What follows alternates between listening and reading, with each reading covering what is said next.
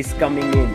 There are so many fans who want a picture or autograph with him.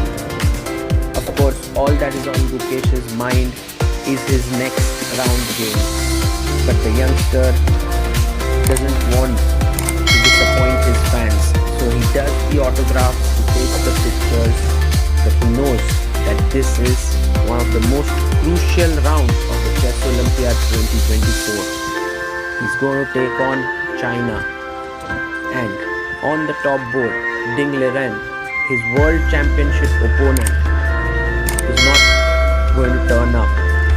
It's Wei Yi who's actually going to play on board number 1, and Gukesh there still signing autographs, and at some point he picks up pace as he tries to enter into the playing hall. So many people want to just have a moment with him. He's after all the world championship